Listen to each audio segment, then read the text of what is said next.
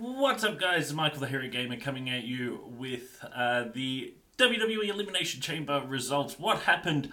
How did it happen? That's it, really. We're going to go through this really quickly. It was actually a pretty good show altogether, but honestly, just not in a great mood. So we're going to go through this really quickly, get it done. So the first match of the night was the Women's Elimination Chamber match. Sonya Deville and Bayley started, and in next was Mandy Rose, which Bayley actually took it to both of them for quite a while. I was surprised by that, but Absolution, their numbers did make a difference. And then in next was Sasha Banks, and went absolutely crazy. If you thought Bayley did a number on Absolution, Sasha Banks did even better, and actually got Mandy Rose to tap to the Banks statement. And then Mickie James came in, hit a Hurricanrana off the Elimination Chamber wall to Sonya Deville, which was pretty amazing. James and Bayley were fighting on the wall. They were both holding onto the Elimination Chamber wall and fighting before Mickie James pinned Sonya Deville after jumping off the top of one of the Elimination Chamber pods. Sasha and Bayley teamed up together to then eliminate Mickie James. Alexa Bliss was in last, trying to hide on the top of one of the pods before Bayley and Sasha Banks managed to corner her, which all going well, until Sasha Banks turned on Bayley and knocked her off the pod. Sasha Banks and Bayley, you could just watch them go at it for ages. Always amazing and very intense in the Elimination Chamber. Alexa Bliss pinned Bayley after a Bayley to belly on Sasha Banks off the second rope. Alexa Bliss came in and rolled up Bayley to get a pin. And a twisted Bliss off the Elimination Chamber pod onto Sasha Banks, who then turned it into a Banks statement in the ring. Unbelievable sequence of events. If you get a chance to see that, make sure you do. And eventually, though, it was Alexa Bliss who got the win after pinning Sasha Banks after a top rope DDT. Sasha Banks is always part of these historic matches, but never seems to win them. Next was The Bar vs. Titus Worldwide. Nothing really to say here. I have no time for Titus Worldwide. They just annoy me. I don't see the point of them. I don't like any of their members. Titus O'Neil, Apollo, no longer Apollo Crews, mind you, just Apollo, and Dana Brooke. All of them are just very bland as anything. After that was Asuka versus Nia Jax. The whole thing was, could Nia Jax end Asuka's streak? No! She's tried on more than 10 occasions over in NXT. They want to carry the streak over from NXT, but forget the fact that Nia Jax was a pretty big part of the streak, and losing constantly to Asuka, as happened here. However, there were some very good moments, which included an attempted Samoa drop off the second rope, before Asuka reversed it, getting knocked down, and then Nia Jax missing a bonsai drop. Unbelievable sequence of events, was very good. Asuka ended up winning by rolling up Nia Jax. It was a very hard-hitting match, but it wasn't over there. Nia Jax then attacked Asuka after the match and actually rammed her right through the barricade. It was really good to see. I like Nia Jax, I really do. I think we're going to look back in 10 years. I mean, we're already doing it now, and rightfully so. I think 10, 15 years when the likes of Sasha, Bayley, Alexa Bliss, Asuka, Nia Jax, when they're all retired, we're going to look back and think that this is the most amazing time for women wrestlers that we've had, which I believe it is. In my opinion, it is. Then we had Matt Hardy versus Bray. I felt really sorry for them. They tried so hard, but the crowd didn't care.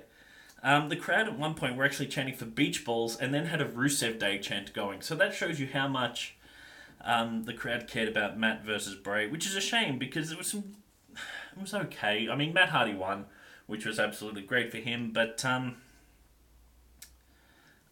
was no point to this. I mean, I get it was trying to end their rivalry, but it was really disappointing. It could have been an amazing match, but it wasn't. It was just a so-so match.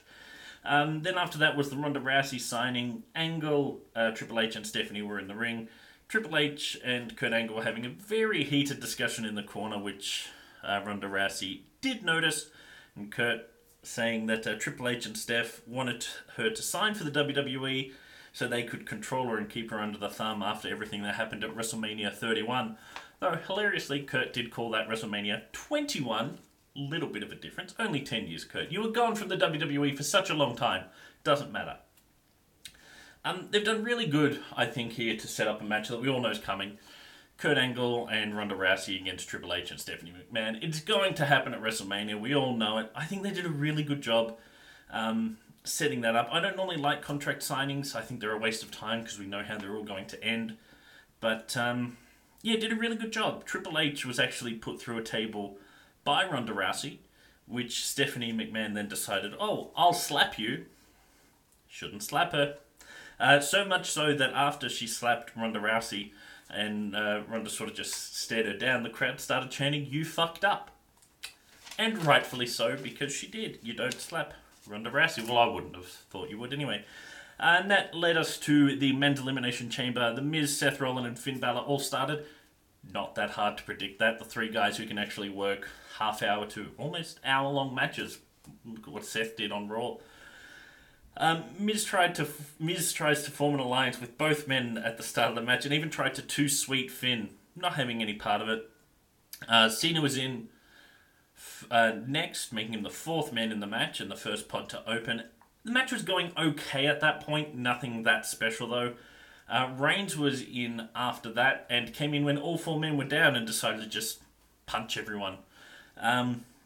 The Miz ended up being the only man standing with the other four down and gave them all yes kicks. And that was quite nice. He asked the crowd which one he wanted. They wanted him to kick and kicked them all anyway. Then Braun came in, and this is when business really picked up. Braun Strowman's probably the best thing going around right now in the sense of an attraction you need to see. Cena and Rollins were both suplexed by Braun. Miz ran from Braun, but again, like Alexa did, went up to the top of one of the cell pods, the chamber pods rather. But Braun followed and threw him off in the end. I actually wrote tossed him off. Very different meaning elsewhere in the world. He threw the Miz off and into all the others waiting at the bottom, which was really good. Picked the Miz up and power slammed him, pinned the Miz. Miz first eliminated. Elias then coming in, but decided not to. Kept his pod door shut. And the other four all attacked Braun Strowman. What we used to see with Big Show about 15 years ago. All four men attacked him and actually gave him a 4-man shield bomb, which Braun Strowman kicked out of. Cena then picked him up, gave him an attitude adjustment that Braun kicked out of. A spear from Roman Reigns. Braun kicked out of it. Then Seth Rollins hit his stomp and Finn Balor a coup de grace, but Braun rolled out of the ring so he couldn't be pinned. Everything has to happen in the ring.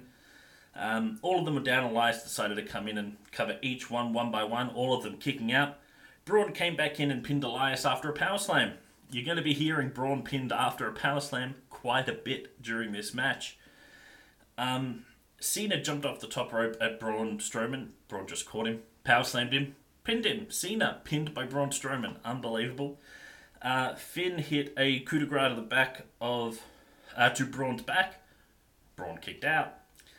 Braun then power slammed Finn and pinned him. Reigns and Rollins fist bump to team up on Braun Strowman.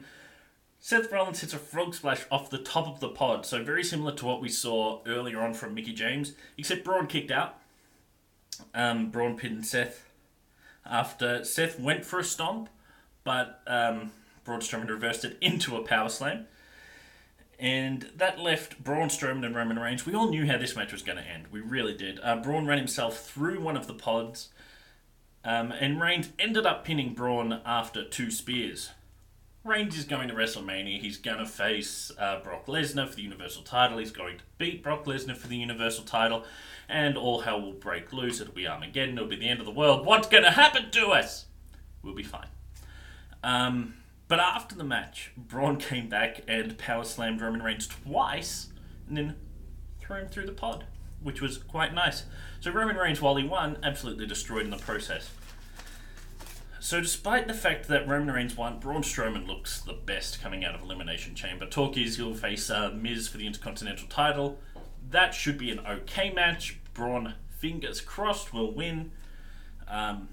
keep him away from Roman Reigns for a little while. They've had a great feud, but it's time for them to be separate moving forward for at least 6 months, I'd like to think. But that was Elimination Chamber. It was an okay show. I mean, the chamber matches were good.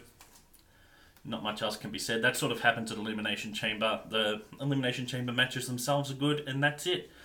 But that is it for this video. Let me know what you thought of Elimination Chamber in the comment section down below. Don't forget to give this video a big thumbs up. Subscribe if you haven't already. We do reviews after each and every one of the WWE pay-per-views. We've got another one in 2 weeks. Fastlane. Jesus. It's hard being a fan of the WWE sometimes, and not just because of their bad booking. So subscribe so you will see when that does happen. Of course, leave a comment, as I said, in the comment section below what you thought of Elimination Chamber if you saw it. What do you think is going to happen going into WrestleMania for Raw? We're not going to worry about the SmackDown side yet. We'll do that in a couple of weeks. Just for Raw, let me know as well. But that is it for me. Thank you so much for taking time out of your day to join me. I've been Michael the Hairy Gamer. You've all been wonderful, and I'll catch up with you next time. Bye!